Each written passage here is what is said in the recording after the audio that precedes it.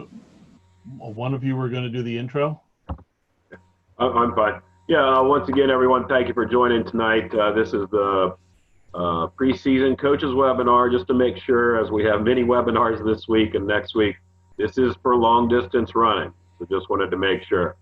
Tonight we have Ryan Kelchner, our Special Olympics Maryland staff member and sports director and liaison with long distance running. Mike Sarnowski, our vice president of sports, and myself, Steve Bennett, senior director of competition for Special Olympics Maryland. So again, we'll go through a lot of things today or this evening. And one of the things that for the basics of Zoom is, if you look down, most of the time it's at the bottom of your screen. You will see where it says participants. If you hover over that and click on that, you will see all of the lists of names. You see your name. If you have a question, there's a raise your hand. I will be monitoring that throughout the webinar, as well as you can also go to the chat function and type in a question or a comment there. I will also be monitoring those to the best of my ability throughout the webinar. But basically, some of the things we want to go through is the return to activities is the main thing, as I think most of you guys are coaches with a lot of experience in the sport. So that's going to be the main thing, is to talk with you through some of the protocols and safety measures that we need to implement throughout the starting back to the season. You also see on the backing up a second, under participants, you'll see a green yes and a red no. If we have some questions that we go through, we may ask you to just quick identify whether you agree or not, and we'll also have some polls throughout the webinar. So Mike Sarnowski will address the return to activities, then Ryan will hit on some of the sports review, and at the very end, as with previous webinars, we have a lot of resources and forms and all of that. We're not going to spend time with that tonight. Just know that it is here, and we will send out the webinar and the slides for you again if there's any adjustments we need to make. But know that it is being recorded, so no need to take vigorous notes tonight, but know that the information will be provided. And then at the end, if we have any additional questions, we'll get to that. So with that, I think I will turn it over to Mr. Sarnowski to start talking about the return to activity. Great, thank you. And thanks, good to see John and Dave and Shelley yet again. So, this is a pretty unique situation we're in this year. If a couple things, if you have not heard yet, at the area directors meeting on Saturday that we had, we agreed that we will not be having, because of all the conditions and a lot of the protocols that we're going to be going through and describing today or this evening, and when areas will be able to start up and some won't, we made the decision that we will not be holding any state championships for any sports this fall for the community program. However, we will be looking to host other competitions for each sport, or for most of the sports. Powerlifting is the one that probably will not have anything for some unique reasons with powerlifting. So while we will not be talking about the state championship, we will be looking for opportunities, and we're looking, the headquarters, we're looking to co-host with areas can invest both our resources, including staff time. So Ryan can help in terms of identifying facilities and making arrangements and so on down the line to assist with that. I believe he sent out to you earlier tonight, and I'm sure you have not had a chance to read through it thoroughly by any means, but the return to activities protocol, it looks like the cover sheet that's here. That is a pretty comprehensive description of the things that we're going to highlight here tonight. So be sure to take the time to go through that.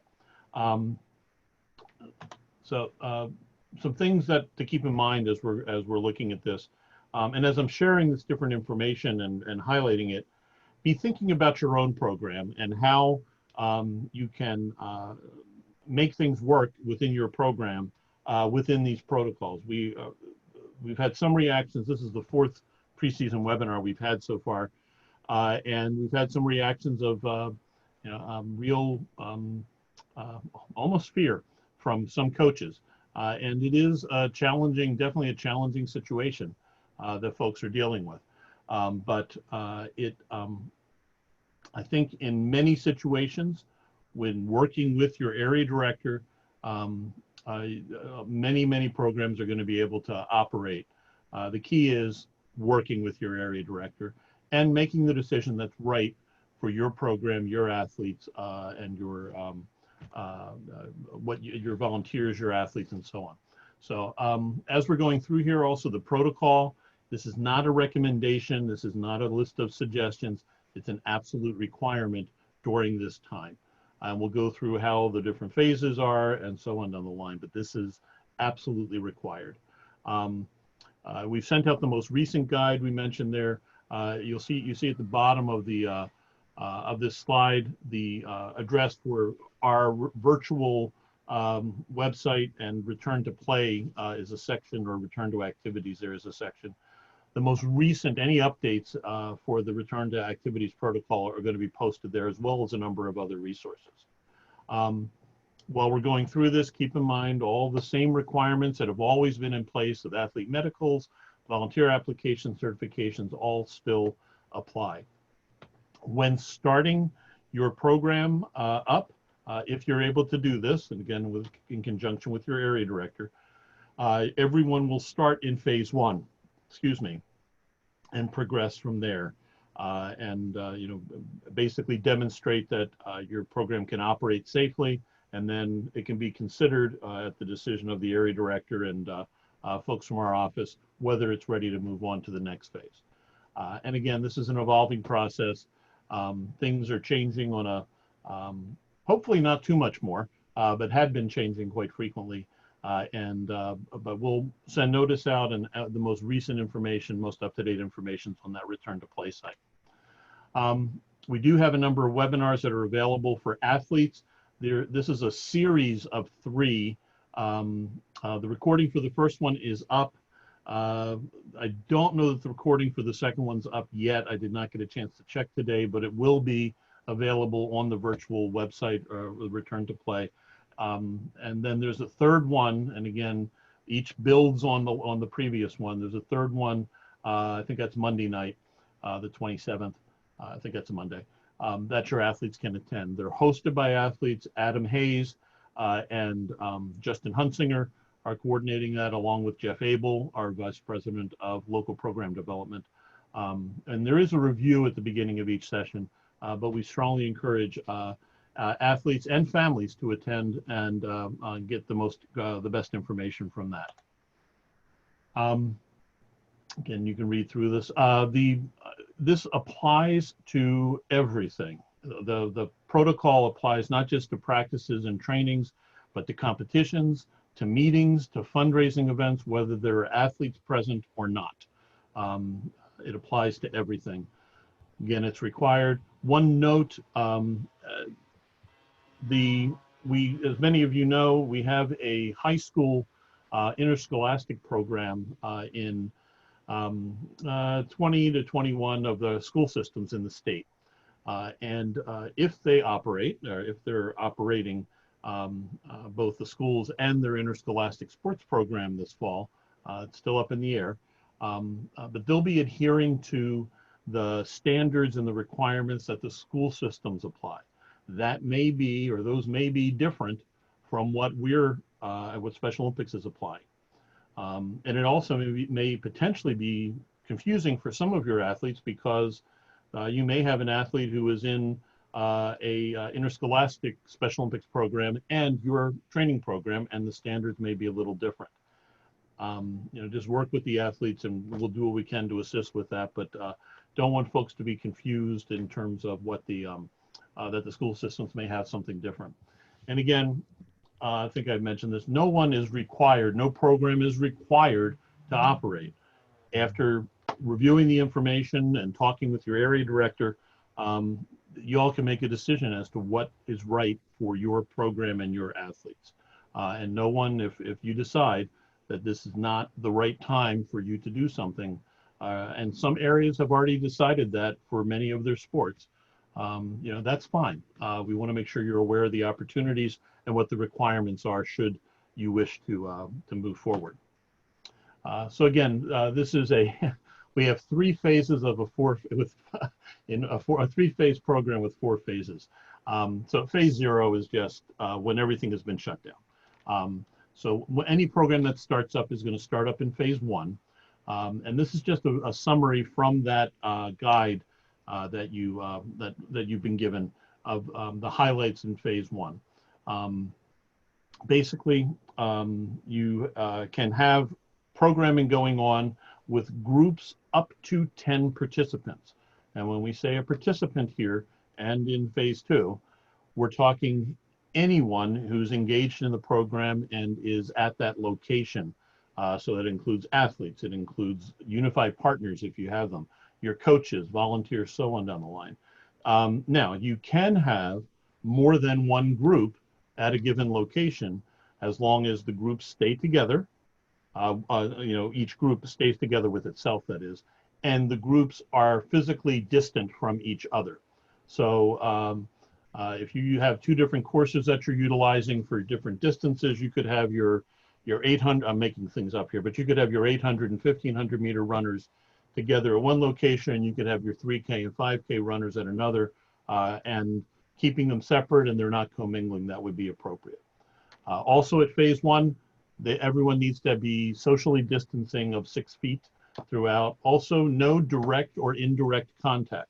Direct contact in this context means literally one person touching another person, handshake, high five, fist bump, anything like that. Also, manipulating, you know, helping an athlete position their feet in a good starting stance by holding or moving their feet or moving their legs. That's direct contact. Indirect contact is when one person touches an object and then the other person touches it. So in phase 1, if you're doing, I don't know how many folks are doing the unified relay, but handing a baton off is indirect contact. It potentially is within the social distancing, but that's a thing that we might be able to work with on that, given a direct handoff. But anyway, that would be considered indirect contact, so you can't do that at that point. And then no shared equipment. And we'll talk through the pre-screening, but the pre-screening needs to take place before every single event. For phase 2, which you need to be in phase 1 for at least a couple weeks, and then or at least a couple sessions, I should say, in case your sessions aren't every week. And then at the discretion of the area director and a member from headquarters, it'll be determined if you can move to phase 2. Phase 2, very similar to phase 1. The key differences are the groupings can be up to 50 people instead of 10. And again, everybody who's located there counts. You still need to have the physical distancing. You can have indirect contact. So a handoff would be possible at that point, but still no direct contact. And again, the screening needs to take place prior to that. And then phase 3 is where basically everything's lifted and we're essentially back to normal. I would not count on phase 3 being in place anytime this fall. We certainly are hopeful that that would be the case, that we would be able to get into phase 3. And certainly if it makes sense to do so, we will, or individual areas, I should say, will. But realistically, it's a fairly slim likelihood with that. So with that little summary, Steve Steve has been able to demonstrate his technical expertise and he's able to launch polls for us. So Steve, go ahead and launch that first poll. And it looks like we've got John and David here. And Shelley, you can answer too. So we're looking for 3 responses. Read each of the questions and decide which of these would be permitted. Just check it off if it would be something that would be permitted when you're in phase 1. And then hit the submit button at the bottom. Okay, let's take a moment to do that. And again, realize these are from various sports.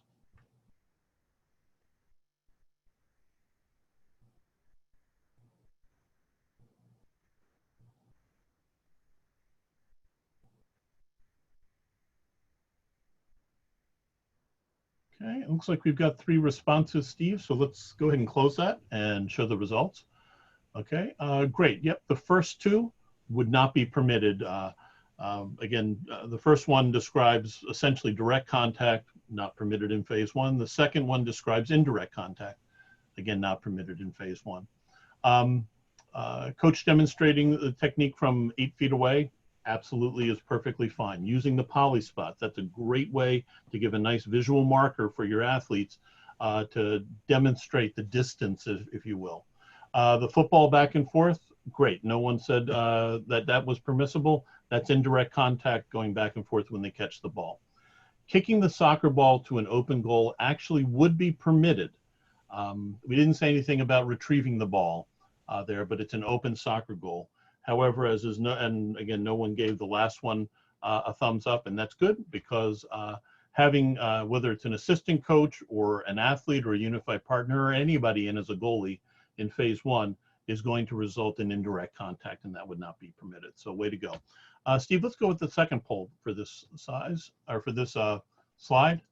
And again here, just check off everybody who would count toward the maximum allowed group size at any given phase, whether it's phase 1 or phase 2. What would count to the maximum of 10 in a group or the maximum of 50 in a group for phase 2? Okay, and when you're done, just hit the submit button.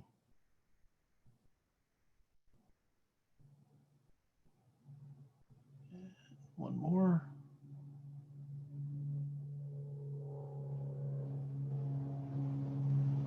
Okay. Looks like we're not going to get a third vote. Go ahead and end that, Steve. And way to go. Everybody got that exactly right. Athletes, partners, assistant coaches, head coaches, volunteers, family members who are either staying in their cars or staying physically away from where the training's going on would not count towards the 50, but those that come down certainly would. So great, way to go. So let's go on. This next slide, I am not going to read through it for you. This is adapted slightly from something that's in the Return to Protocol guide, but gives you some things to think about in terms of your preparation and your planning in each of the phases. The first one under comply just tells you what you're complying with. And one of the standards across the board is that, so we have the Special Olympics standards, and we also have the state of Maryland government standards that are imposed at this point in time. Right now, the Special Olympics standards are more restrictive. If there is a time when the state of Maryland government standards are more restrictive, we'll need to follow those. So whichever is the more restrictive, we'll follow. The educate section talks through some things to go over and do prior to your first practice. Strongly recommend that you set up and utilize Zoom. You can, if you haven't tried it already, we can give you some help on that. You can get a free Zoom account and hold for free a session for up to 40 minutes. We realize not every athlete or every volunteer is going to have access to Zoom, but it is a good way to get information out ahead of time. And certainly anything that we're covering here, you can share. I would certainly share the protocol that Ryan sent out with your other coaches. I don't know that I would necessarily send that to athletes or family members. It can be somewhat overwhelming. It's not that it's a secret. They can certainly get it. It's publicly available, but use your judgment on that. But again, using those online meeting options and such. Also, this might be in the next slide, but or the continuation of this chart. There's additional paperwork and additional form, an acknowledgement of risk that needs to be completed for everyone. Doing that ahead of time as part of that education process can be really helpful, and collecting it and so on. So there, prepare, yeah, the second thing under phase 2 and phase 3 is distribute the acknowledgement of risk form. One thing to clarify, once you get that acknowledgement of risk in phase 1, you don't have to do it again in phase 2. And we'll talk about that. Once you've got it, you've got it. There's one exception to that, which it's unlikely you're going to run into, but we'll talk about that in a bit. Also recommend, although I don't know that it's explicitly stated here, do a site visit if you haven't already done so to your practice facility. Even if you go there and you've been using the same facility for X amount of time, you guys know my track program, we practice at McDonough. If we were talking about going there, I'd still go there and look at it specifically for in mind, how are we going to be able to work some of these protocols? Where would we have this screening location and so on? And being in that space and seeing it and looking at it from that perspective is really different than trying to use your memory to figure that out, and you can help work things through with that. Again, at this point, we really want to go with outdoor stuff and so on with this, and have hand sanitizer, so on down the line. And then activity talks through having activity and the things with there. And again, we'll talk through some more of this in a bit. And actually, we'll share our first video starring some familiar faces. This is a nationwide video too, so we've got some stars. In order to safely return to activity, Special Olympics recommends that participants wear a mask if on public transport, such as a bus, trolley, subway, or if carpooling with someone not living with them. If Special Olympics is providing transportation, face masks during travel and maintaining physical distance are required. Prior to entering any activity, practice, event, or gathering, all athletes, coaches, unified partners, volunteers, family members, and caregivers must participate in an on-site screening. It is important to take the necessary steps to create a safe on-site screening area. 1.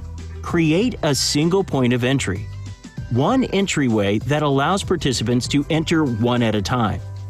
Remember, we strongly advise outdoor spaces only in Phase 1. 2.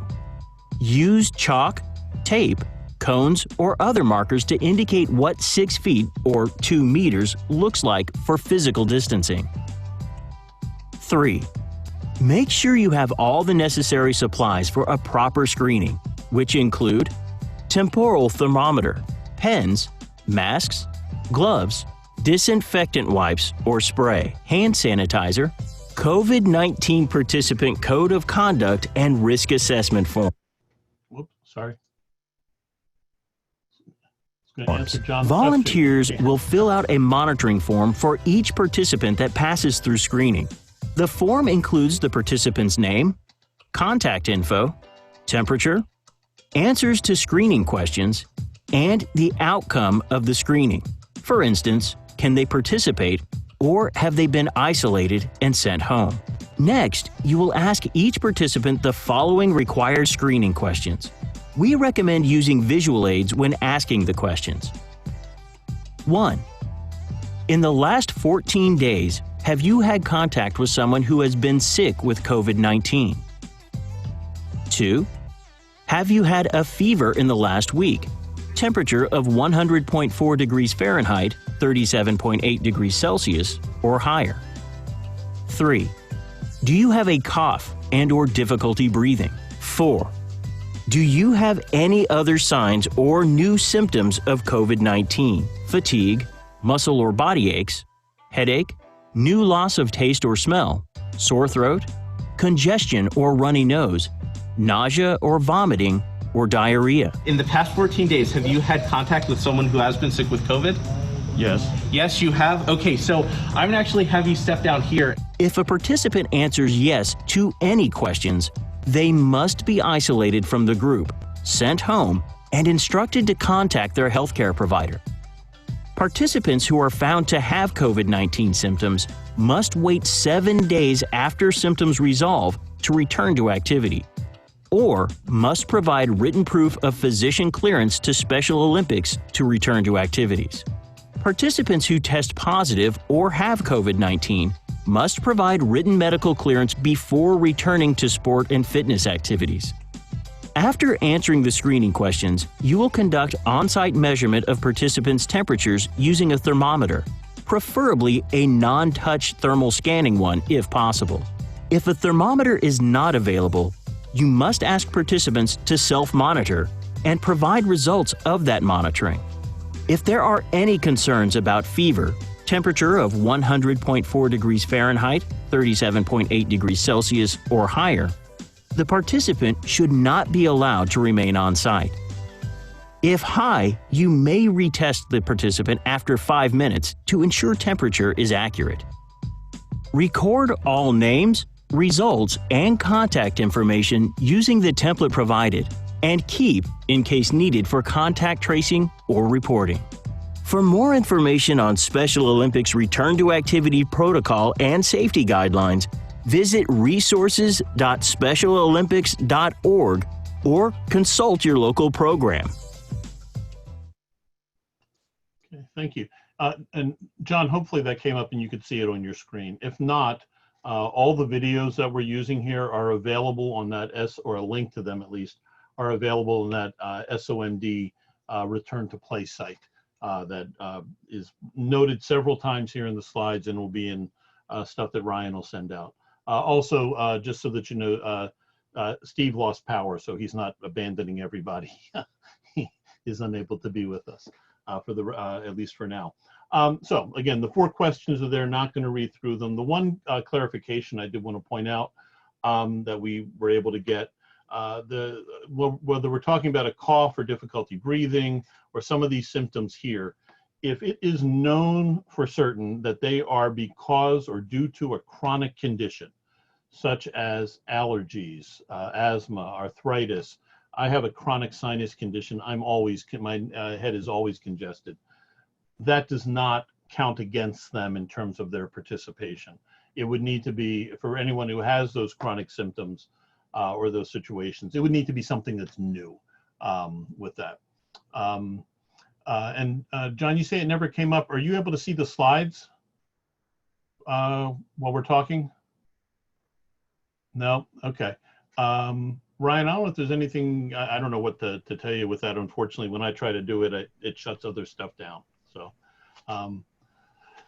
we'll work something out for you, John. And Vicky's seen this a couple times, I think, so she can get you up to speed as well. So anyhow, the answers to all those questions need to be no, with the caveat that I just gave of if they're chronic conditions. Then they would go to the temperature check with that. So with that said, Ryan, you want to pop up that last poll that we have? Yep.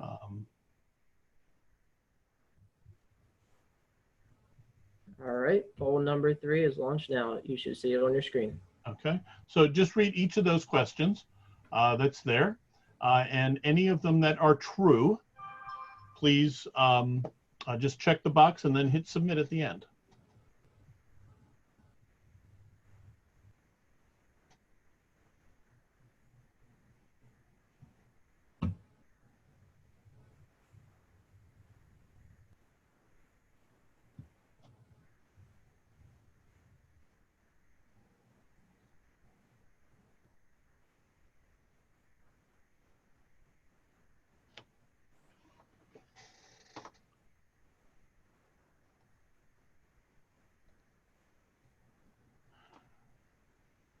This is set wrong. I'm sorry. So there's a setting on that. It should allow you to check off multiple ones, and it looks like it's not allowing you to do that. So Ryan, why don't you go ahead and end the poll, and we'll talk through that. Yeah, the only ones on this that are true are they have a temperature of 100.4 or greater. Give them a chance to cool down in case they got heated up a little bit coming from the car, and then you can do a recheck at that point. You can do one recheck. Certainly athletes and partners need to be screened, but everybody else does, so that third one isn't. The fourth one, the no-touch thermometer, should be used, certainly. And then it wasn't touched on there, but I'm glad everybody, well, 2 people checked it off. That it's advisable to have the pre-screening area located near the parking area if possible, just from a logistics standpoint. Also, if there is anybody who you need to send home because they don't pass the screening, they're right there. They haven't walked to wherever, however far it might be. It's also advisable to ask your athletes or family members or counselors, whomever, to kind of do the screening ahead of time on their own, and don't even attend if they think they're, if they're going to answer one of these questions or they're not going to pass the screening. So cool, thanks. So I mentioned everyone's going to start in phase 1, and then a minimum of 2 weeks or at least a couple practices with that. And then the area director will decide, along with Jeff and his team or us, whether to move forward with that. Mentioned all these things there, whichever is the most restrictive. And also different areas can be at different phases at different times. So as an area goes forward, it may well be the case that Washington County might be in phase 2 before Montgomery County is, and while Montgomery County is still in phase 1, or vice versa.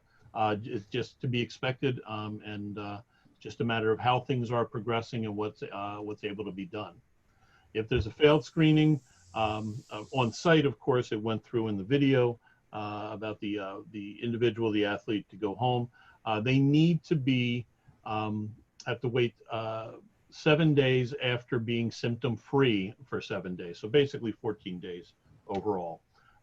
Or they can get a note from their doctor saying that they're cleared to participate again and are not going to make other folks sick.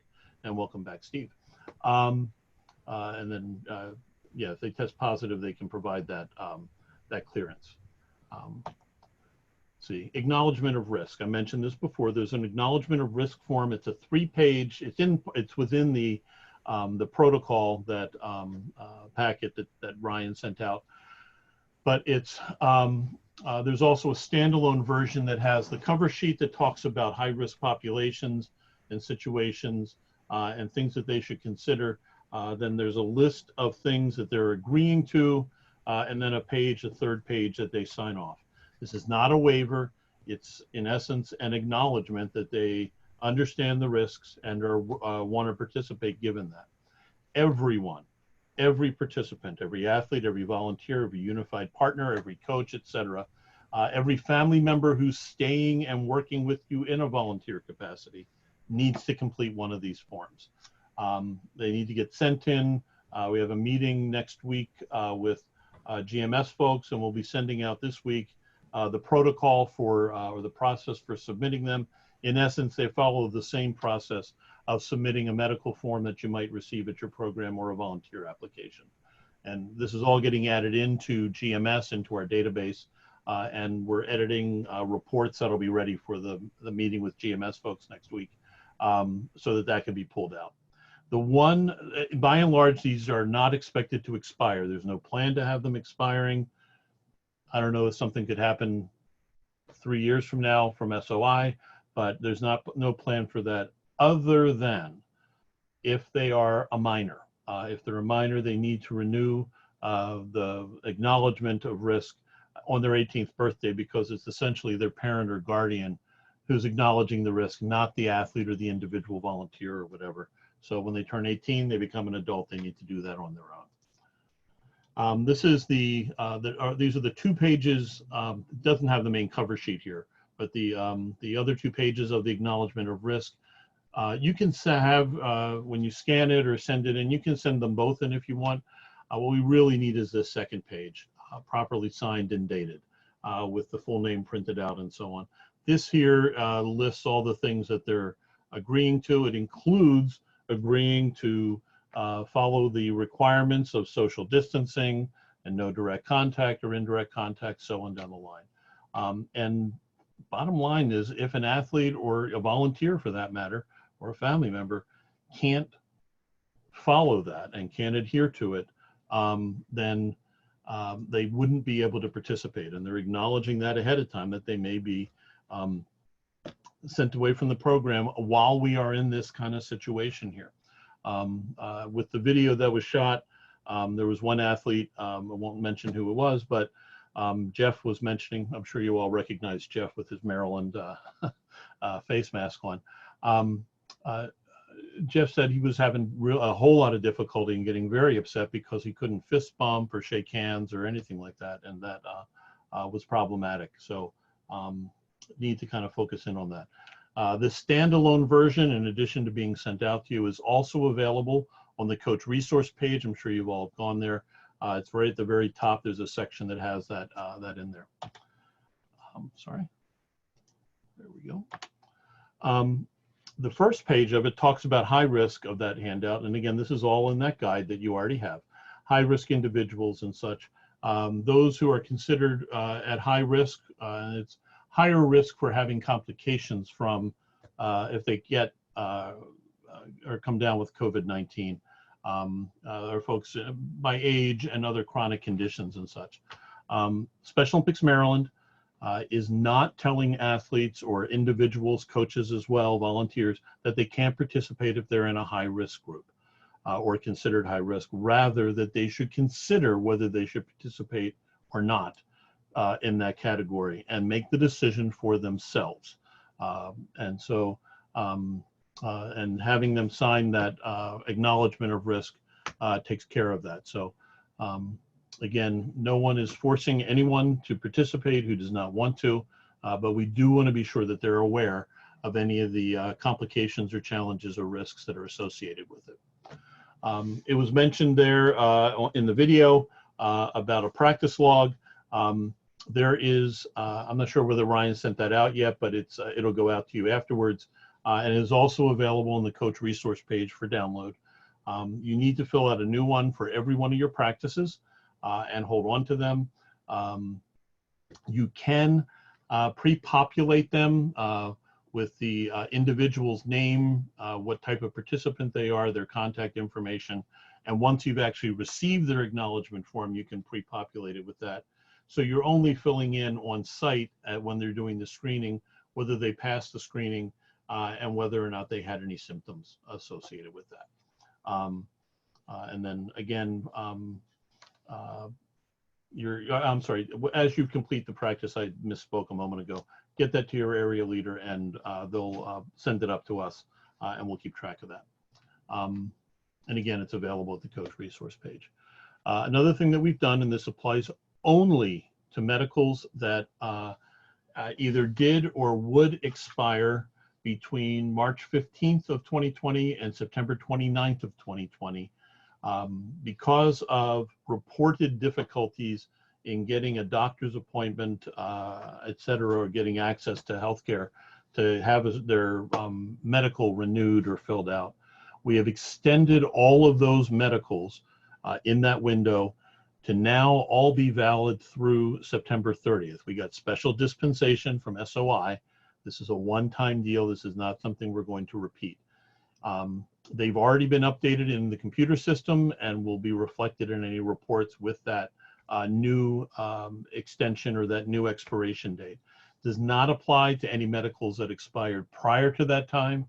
So if it expired in January, it's expired. It does not get this extension. Doesn't apply to a new athlete that they have until September 30th to get a medical. It's still the case, as we said back before, everyone needs to have their medical before they start. Also doesn't apply to any of the volunteer certifications.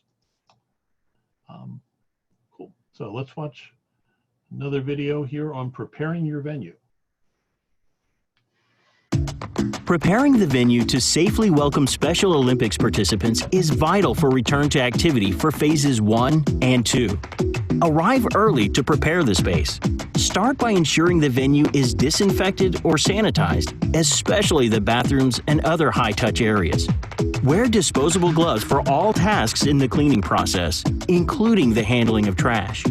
After sanitizing the space, set up signage that reinforces proper hygiene procedures, physical distancing, and wearing personal protective equipment, or PPE. Post signs in easy-to-understand language with visual cues in highly visible locations, like entrances and restrooms. The signs should describe how to stop the spread of germs by properly washing hands, following physical distancing guidelines, and explaining how to properly wear a cloth face covering. Also, make sure hand sanitizer and/or hand washing facilities or stations are available. Lastly, set up a single entry with screening and a single exit area. which means there should be one entrance into the venue and one exit out of the venue that allows participants to be at least 2 meters or 6 feet apart. For more information on Special Olympics Return to Activity protocol and safety guidelines, visit resources.specialolympics.org or consult your local program. Great. And and mapping all that out is one of the reasons why we recommend going and doing that site visit if you can, to kind of figure out what's going to work best. This is just repetitive, but have all the items that are listed there at each practice available.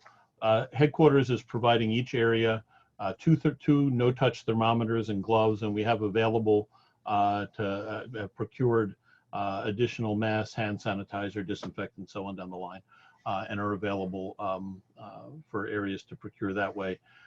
All of this is going to be going through your area director, not through oh, I'm sorry. Okay, thank you, Steve. I did not know that we were seeing blurs. Okay, it's your acid trip. So anyway, all of this is being handled through your area director. So coaches, please don't contact us directly on this. It's all going through your area director. Your area director may have a supply that you're not aware of with them.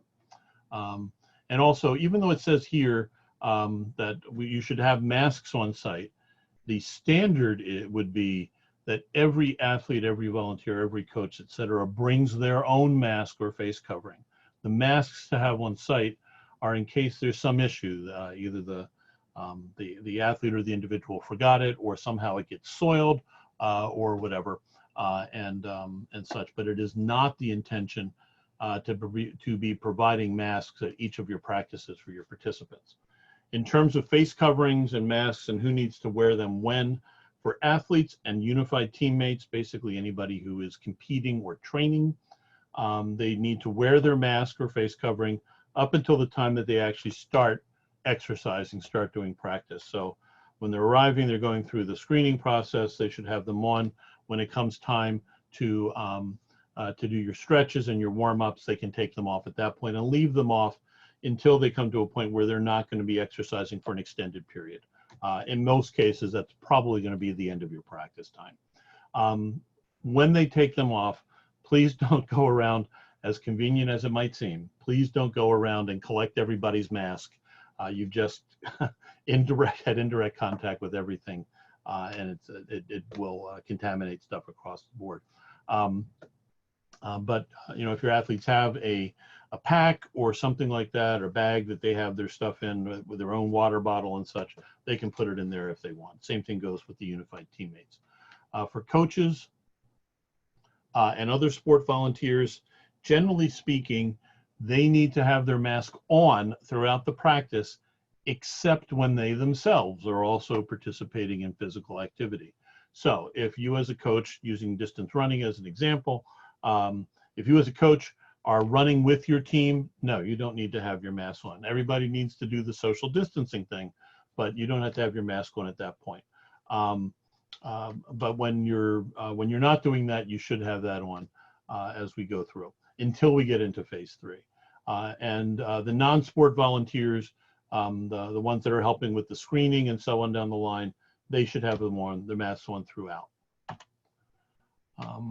Cool. And before we get into a coaching adjustment, I should just add, I haven't seen anybody raise a hand or interrupt or whatever. Any questions so far? Nope. Okay, thank you. So, nice picture of Mr. Wu. As a coach, you have a critical role in ensuring the safety of your participants. It is necessary to adapt some of your coaching strategies to lead safe practices under Special Olympics' new Return to Activity guidelines. Before each activity, communicate the need for high-risk individuals to participate at home.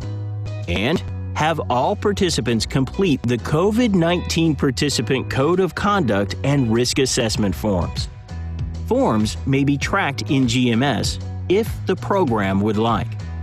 During practice, it is important to maintain physical distancing of at least 6 feet or 2 meters between all participants. To do this, place markers on the ground to indicate what 6 feet is and have extra volunteers to remind participants to maintain their distance. We know it is difficult, but to ensure the safety of everyone participating, there are no fist bumps, high fives, hugs, or huddles right now during this COVID-19 pandemic. You can still support your friends and teammates by cheering each other on. All participants should come to the activity with their own supplies and cannot share masks, water bottles, towels, or uniforms. In Phase 2, the use of shared equipment is allowed, but should be limited. All equipment will be disinfected between each use. Wear face masks throughout activities, including arrivals and departures. Do not touch the outside of the mask. Do not scratch or touch your face. Masks do not need to be worn during active exercise.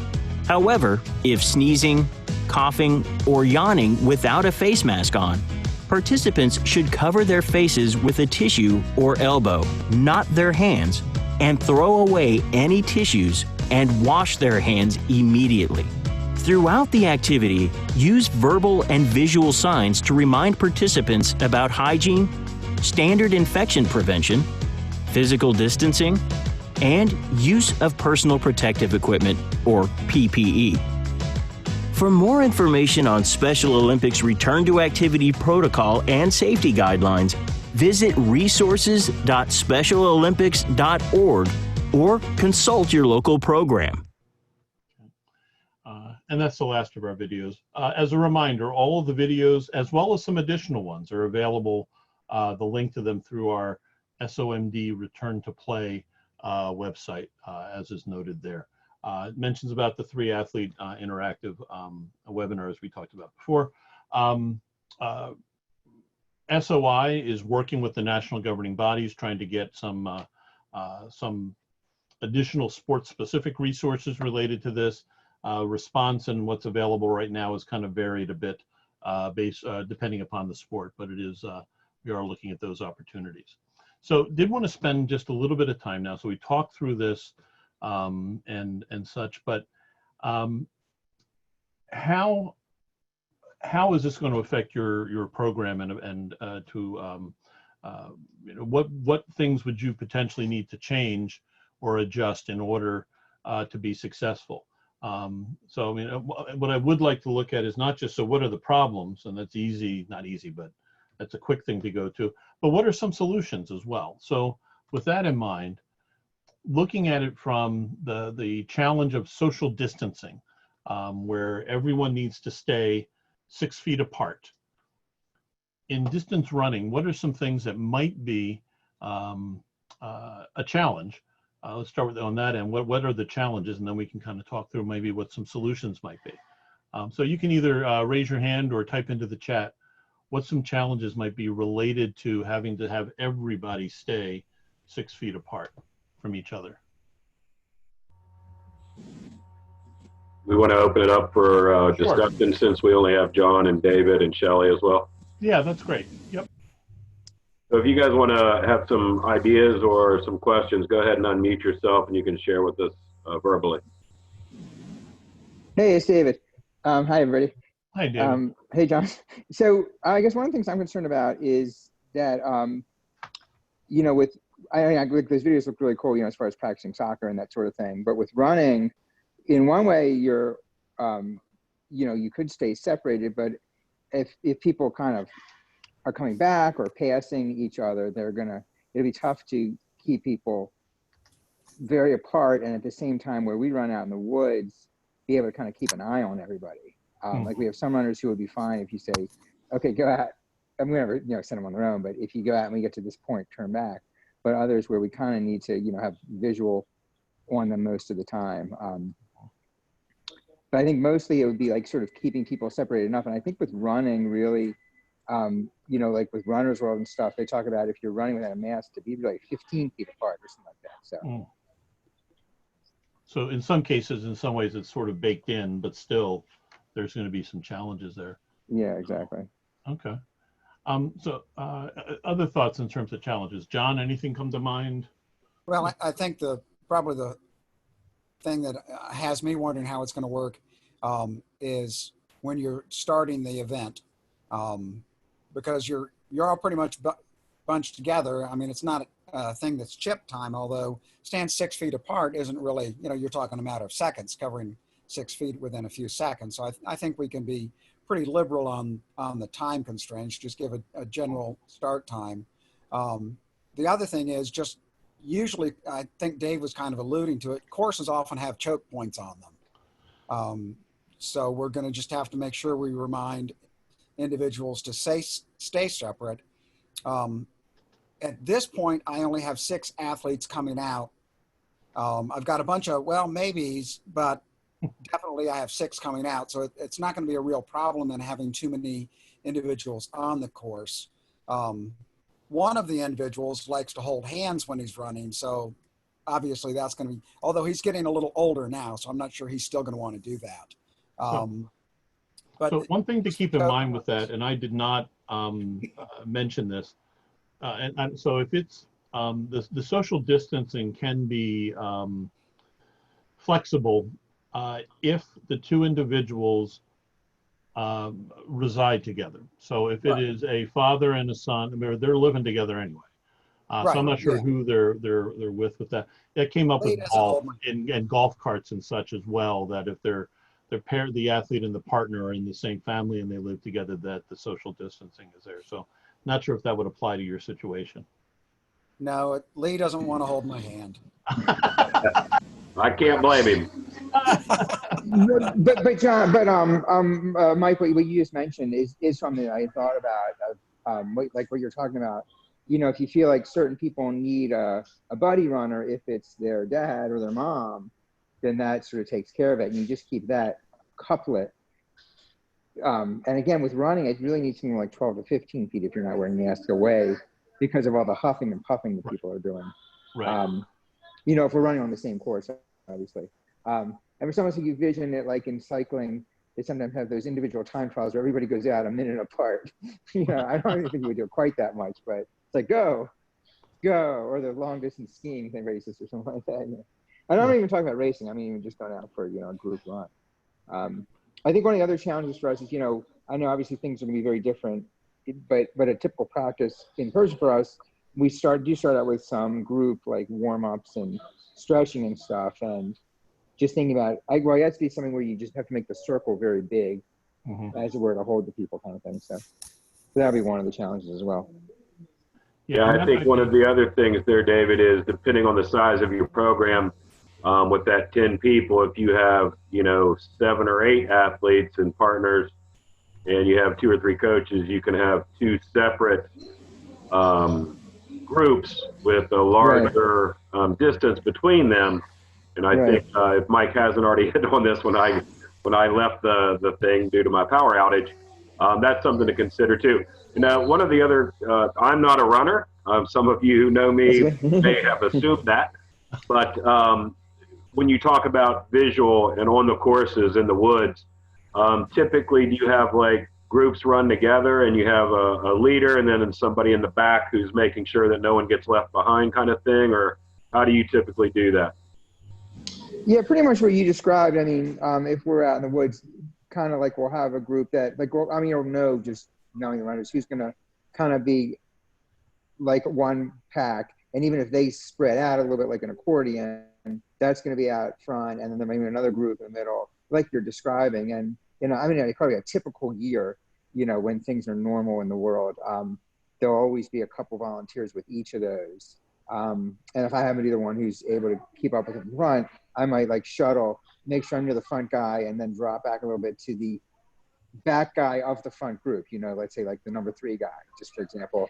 But there'll be a whole nother group of adults or volunteers with the people that are more than several seconds behind. And then always a couple walkers that are like sweepers almost, make sure, like you said, nobody get behind. No, it's always like nobody get in front of me unless it's just by a little bit, and nobody get behind somebody else who's walking, that kind of thing. Yeah, 'cause I think similarly with cycling, you're going to have the Right. athletes at different Yeah. levels and different speeds and different Right. abilities. So, it may say, Yeah. hey, we'll let these four go up in front. They're the fast ones. The slower ones will hang back here. But yeah, no, good discussion. Thank you, Mike. Yeah. You were going to say something? Okay, Just to progress on, these are some things that we came up with as well.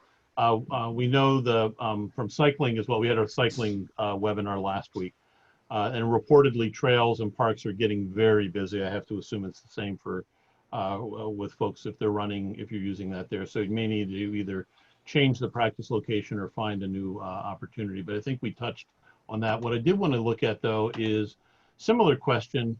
And we can just to kind of as another prod for things. What about the requirement to have in phase 1 no direct or indirect contact? Does that affect anything, or what does that bring to mind in terms of some potential challenges and such? Any thoughts? I mean, in this sport, to me, not much. Fortunately, there's no, unlike track, they say there's no equipment. And really the only time, other than incidental contact, which we would of course avoid now, if it was some, safety and you had to kind of get your hand on somebody's shoulder because they're about to run off in the, middle of nowhere or something like that. But right. No, so I don't really see any, even I know you mentioned potentially teaching starting position. It's not, at least for us, not so much with, and whereas in track, maybe you would, so. Yeah, I actually don't. That's the one thing where it's like, okay, great, we have no equipment. Unlike every other sport, we have no equipment. So just your running shoes and go, right? Right. The only difficulty I can see is the possibility of, I use surveyors flags to mark the course. And usually the athletes are always wanting to go out and collect the flags. So I'm just going to say, guys, you can't collect the flags. I have to do it. Right. In phase 1, or John, have them go put them out for you. So. Well, that's true, but then I disinfect them when I get them back from them. Oh, that's true. Okay. So one other thing, and this may be not so much for the, well, it might be for the, with your training program, but hopefully we'll be able to have some competitions for those folks who are participating. One thing, as we were talking earlier today that came up is for water stations, for example, if we have any kind of a water station, it may be that instead of any kind of a handoff, because you're going to have contact regardless there, is you put them out on put water bottles on a table that the athletes are running by, or some other thing, so that they can just grab them with that. I mean, if you're trying to hand off, whether it's a cup or a water bottle, you're going to have direct contact no matter what with that. Should also point out, and this, David, comes back to something you were saying about from a safety standpoint, certainly, that if somebody's injured, apply first aid. Don't worry about the 6 feet. Certainly have a mask and so on. And if it's a safety issue, certainly, do what you need to do to ensure that the athlete is safe, and then potentially, if it's the athlete's behavior that is causing the unsafe situation, then reassess whether the athlete's appropriate for the program. But don't want to drive these protocols to be so ingrained that we lose. And I'm sure you guys, this would not be the case, but we're recording the webinar, so would not want you to any coaches to in any way, shape, or form increase or decrease the safety, or increase the likelihood of someone getting injured or lost because of these protocols. That's where you can assess whether you can actually even have the program at that location. One of the things also, is either David or John mentioned, this probably goes back more towards the, and actually let me just toss the last slide up on this. These are all just triggers to start conversation.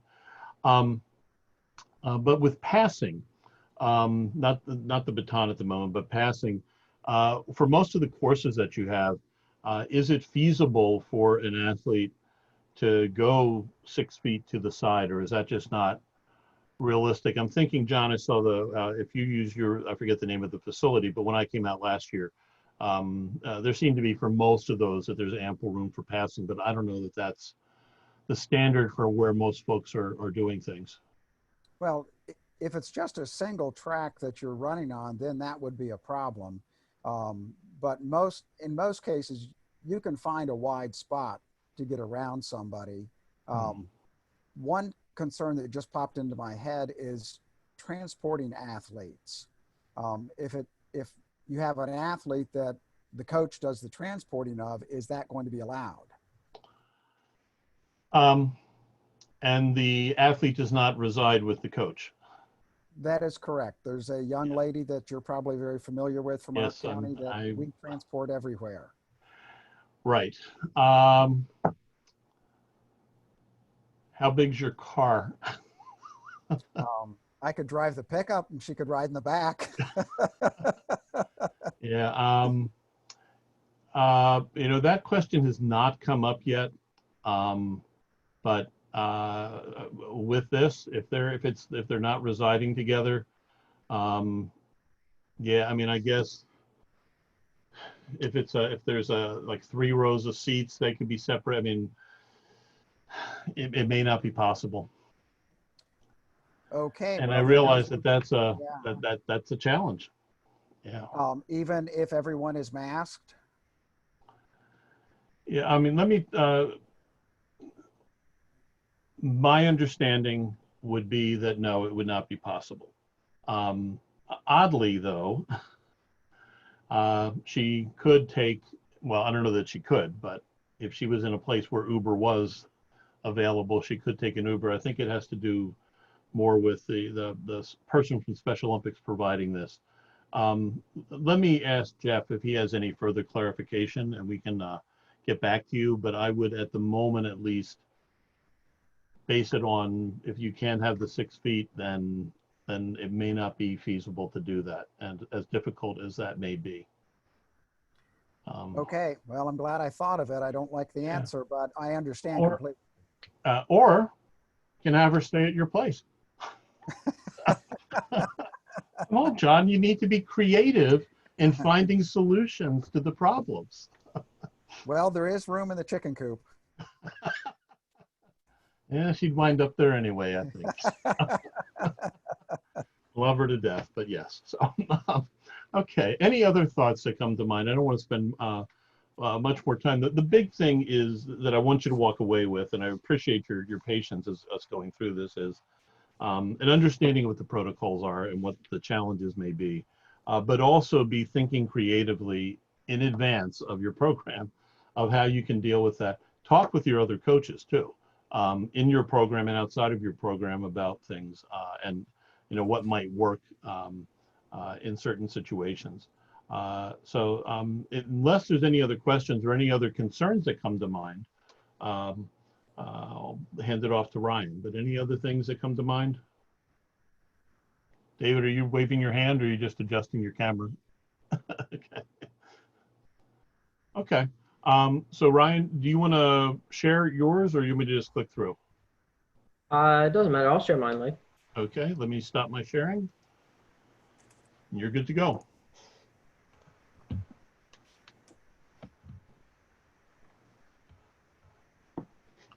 All right, are we good here?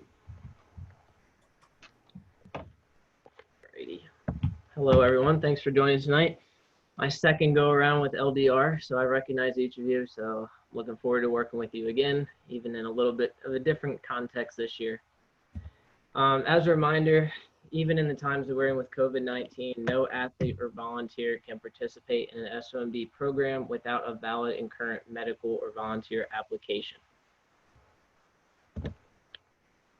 For the fall deadlines, during the area directors meeting this past weekend, the conclusion was made that there would not be any state competitions in the fall of 2020, as Mike said, but this does not mean that there will not be any other competition opportunities, and that is currently what we're working on with each county to see what makes the most sense depending on what stage they're in.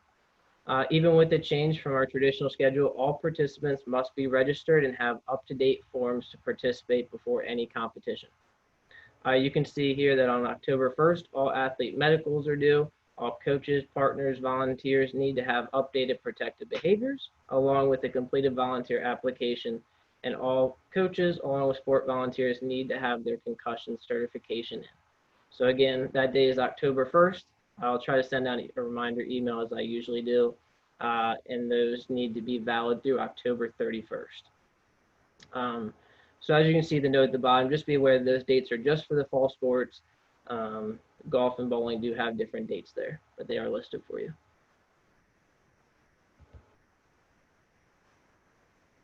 So here, all these different forms are the same, except you will see the acknowledgement of risk form that was sent to you before this meeting. That applies for athletes, partners, volunteers, everybody up through head coaches. A lot of the programs have been sending that out and having that returned to them before any start of play. So here, you know the events that are offered. I will say that I learned earlier, thank you to Mike, that for the 3K and above, water is mandatory. So that should be posted throughout the course somewhere. I think that the best idea would be to have water bottles at a table, maybe spread out that the athletes could grab on their way by. But again, for the 3K and above, please provide water for your athletes.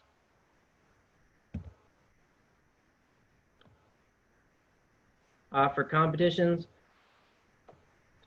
we say that there won't be any competition or state competition, but we will be looking at other opportunities for our LDR athletes. Those competitions will not be conducted until either phase 2 or phase 3. So I am here to help in any way you need me, whether that is planning the phase or the planning phase, equipment needs, or on competition day. If we do not get to the point where competition can be held, if we do get to that point, then we need to emulate competitive standards. That would mean following all SO and NGB rules, appropriately trained and present officials or judges, medical personnel would need to be there, and ideally 3 or more counties. So you can have an in-house qualifier. We just want to keep in mind that we want it to be a competition, and those are the following standards. As you have done in the past, please submit your sanction form to me within at least 30 days out of the event, so I'm aware, and also so I can be there. That's what I love doing. That's the best part of this job. So our traditional events that we usually have, the tunnel run and the 5K on the runway, they have currently been canceled or they will be virtual this year. Once I get details about that, I will send that to you. For the rules, I won't read through all this. That link that you will be able to see will have all the NGB rules, and those are the most updated ones. And there are no other ones that I've received that would be outside of that list there. Uniform and attire. The only thing that is not on this list would be hats and sunglasses. Those are permitted, so please make sure that if your athletes would like to wear those, those are okay.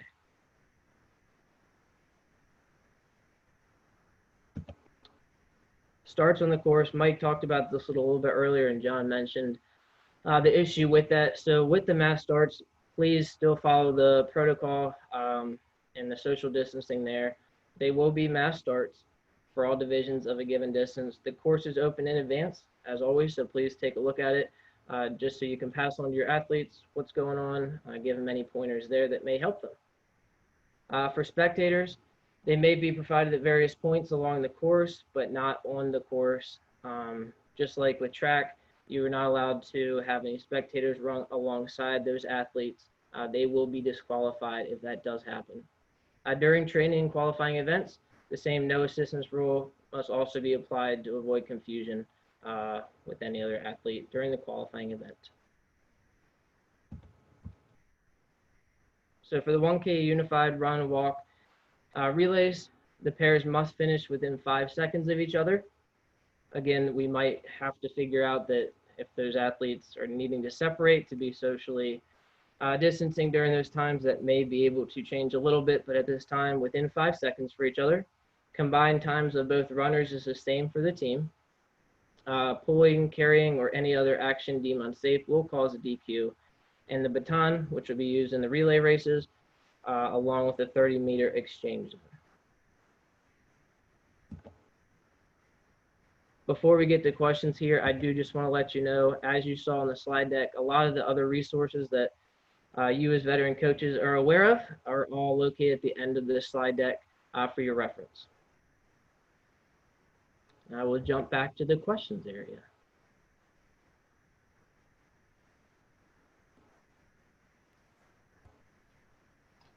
Any other thoughts? I mean, if there's anything that's also come to mind about how the new situation applies to your training,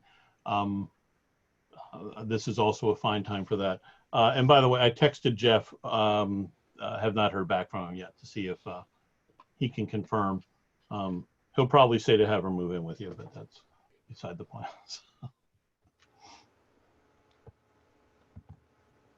So any thoughts or any, hold on a sec.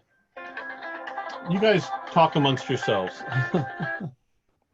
And why Mike's on that call there, Okay. I did this for a few other sports. If you need any supplies that I could help you with from the office, please let me know and I can bring those out to you.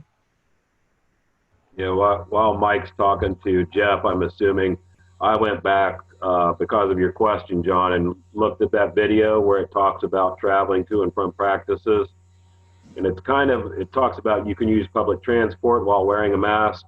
And if Special Olympics is providing transportation, you must wear a mask while practicing social distancing. But then when they're getting out of the cars, it just needs to be some information we need to confirm on that. But definitely good questions, guys. When are the thermometers being sent out to the area directors? That can be worked through Ryan, but primarily through Jeff. And it's just based on the county or area director contacting Jeff and saying, we're going to start on this given day. Go ahead and send us our package. So you all can just contact Jeff, and we can get that out to you, whether we personally deliver it or we ship it in the mail to you. Okay, so when we had the webinar the other evening, I believe it was with Tyler, and I told him our start date was going to be August 5th. That needs to be communicated in another way. Yeah, I would reach out directly to Jeff. Tyler very well may have communicated that to Jeff, but I think just to follow up to make sure that that information has gotten to the correct place. Okay, so I'll just send him an email. Is all right? Send one to Jeff.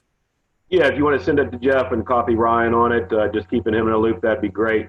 Okay. And Shelly, have you already received your package of information or not yet? No, I think Jeff's our golf tournament is on Friday, and I think Jeff is gonna bring it down then. Gotcha. Okay. Yeah, we are, again, while I was looking at the videos, this might have been something that was mentioned. But, you know, if we're able to get out there, we're here to support you guys during this time. And again, depending on our availability and everything, with everything starting up, we're going to get out to as many as we can. But I know Jeff individually is trying to get out to as many first practices and training sessions as possible. And Ryan, the other sports directors, myself, Mike, and others are as well. So we can make arrangements there and work it out with you guys. So appreciate it, John. Just let me know or let Ryan know if you have any challenges. Okay, not to be snarky, but if he's at our practice, does he count as one of our 10? He would, yep. That's what I thought. Well, once you get the equipment, then you can also ask him to leave. Good point. He may not leave, but you can always make the nice ask. Well, we can show him the door or the gate or whatever. Yeah, no, and one of the things we're also trying to do is to get out there, not just obviously to deliver the equipment, but as we all work through all these situations together. I know with the first few that have started, I believe is Carroll County, they did a great job, but there was one or two things that, you know, was either missed, forgotten, or whatever. And so we're there to help work through it as well. So to make sure everything's good to go and be there if there are questions that come up that maybe haven't been addressed. So as you work through all of these things, continue to communicate through Ryan with, hey, here's lessons learned, here's additional challenges we didn't cover in the webinar, so that we can share that with the rest, whether it's sports specific or whether it's just in general. But yeah, we're all in this together, and we know we've got a lot of good protocols in place, but you never know what's going to come up as a question, as a situation that we can see how we work through it together. One thing that does seem kind of nebulous to me is how is the decision made to go from phase 1 to phase 2? You're right. That's very nebulous, John. And I don't know. It's a judgment call that your area director would make in consultation with either Jeff, well, actually out there with either Jeff or one of a designee from Jeff. So it would be a discussion, how are things going in terms of, well, first of all, in Maryland right now, because I think the limit that the state government has is 250, is that right? I think that's what that is. So we have the flexibility with that to make the distinction. If they change that, then 250, not 250. TO 50, not the numeral 2. no, I think the Maryland standard right now for the government is 250 groups of 250 people. I could be wrong on that. The bottom line is it doesn't matter at the moment because well, yeah, we're not going to have that. We're not there with us. So as long as we're not getting to a point where the state standard is more restrictive, it's your area director or I guess her designee. So it might be somebody you know really well, has a conversation. Right. And you look at, okay, how has the screening been going? Have there been any issues with athletes having difficulty complying? And if there's been, a few weeks of that's going okay, then can decide to move into phase 2. So this conversation needs to be initiated by the county.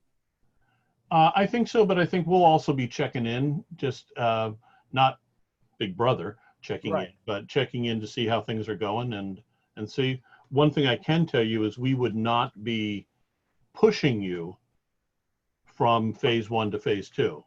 So the initiation, I mean, that's maybe a good way to look at it, is if the county thinks they're ready to go from phase 1 to phase 2, then that conversation would proceed. Okay. Okay. So it could be, in some cases, in some areas, folks move to phase 2 comparatively quickly.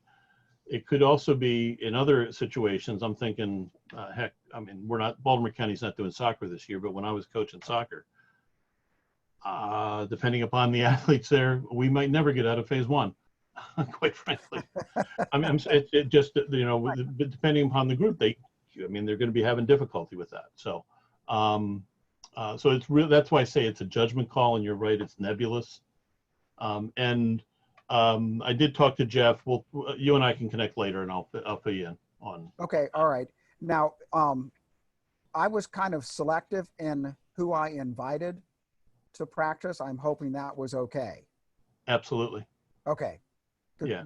I mean, as long as if we can eliminate any headaches ahead of time, let's do that. As long as you're not making the decision on any inappropriate dimension. And excluding people for things that you shouldn't be. But if it's on a behavioral issue or a concern of the ability to meet the standards, that's totally appropriate. Same thing as it would be not be inappropriate to put a cap, even if it's below the 10. Some areas have made the decision that this is more because of capacity issues, that an athlete can only be in one sport in a season. Whereas in other years, they could be in 3 or 4 practically sports there. So any of those constraints to make this work are fine, as long as we're not being inappropriately biased for reasons that would not be appropriate. I don't know how, without being, I mean, you know what I'm talking about. I mean, it's right. Yeah. Right. My 2 criteria were past participation and behavior. And several areas they're not taking anybody new. Right. In the program, they're only doing returnees, and that's a prudent approach, I think, in this situation. As challenging as it might be, it's prudent. Well, in that respect, you know their abilities and you know their behaviors. Right. Yep. And you know how to give the prompts that you need to give to have them comply, which you wouldn't Yes. necessarily know with a new athlete. Absolutely. And this is hopefully short term. Hopefully this is just one season, Yes. for at least for distance running. So. Yeah. Hey, Mike, on the phase 1, phase 2, just to kind of clarify, it's by county, but is like the whole county moved to phase 2? I was going to ask you, just for example, let's say that we were, just example, to decide that, gee, with LDR, we're not, during phase 1, we're going to just be all online. We just can't do that.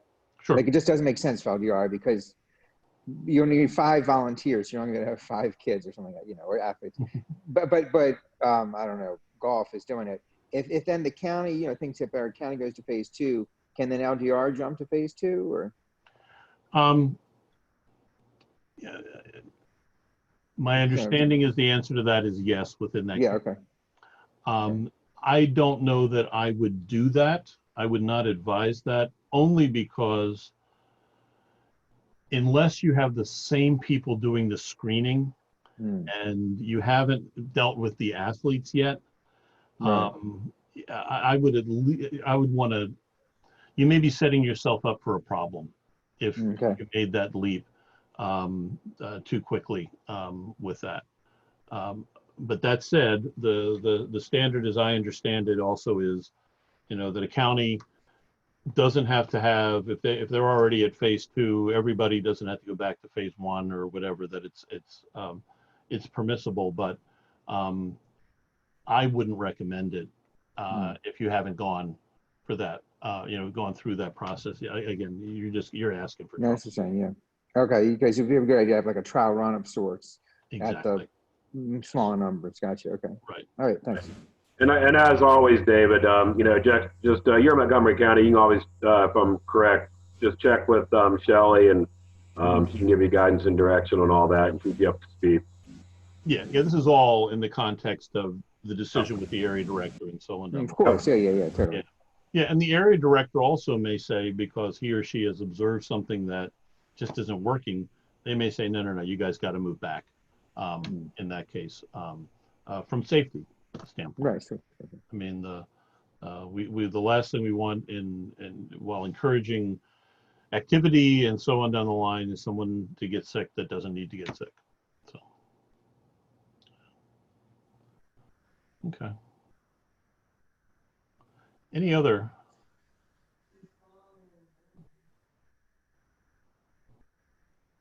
Yeah, never mind, Steve. Okay, if there's no other questions, Ryan or Steve, anything else you wanted to add? I think, I think I can speak for Ryan and Mike as well, but unless you're going to do the thank you, Ryan, I'll turn it over to you. That's fine. I was talking and nothing was going through because I was muted. That's the way we like it. So. That might be better. Shelley was on the golf call last week, I think it was, when the coaches came to the conclusion it might be good to meet every other week. It would just be the coaches talking out issues that they're having or ways that they're finding to get around stuff. That could be as simple as what you do with water past the 3K. If you would like to coordinate something like that, let me know if you think it'd be helpful. I can facilitate it, kind of set it up and let you guys all join on the same link there and have a discussion there. But I do want to say thank you very much for joining tonight. I'm glad we made it through the storm. And besides Steve, nobody got cut off. So looking forward to a great second year with you guys, and we'll do everything we can for the athletes. Thank you, everyone. Yeah, and again, as I mentioned earlier, guys, open communication is going to be key as we work through all the situations. So lines of communication, as always, are completely open with you guys as coaches in the field, and we're going to go out there and help support. If you need support, if you have questions, know that we're your resource and we can help work through all the situations together. So thumbs up to you guys and appreciate it. And we do have a big storm coming in, so I'm going to have to get off here in a second. Yeah, thank you all. It's good to see you. And John, I'll give you guys a call in just a minute. Okay. Thank you, everyone. Cool. Thanks much. All right. Thank you. Thanks. Bye.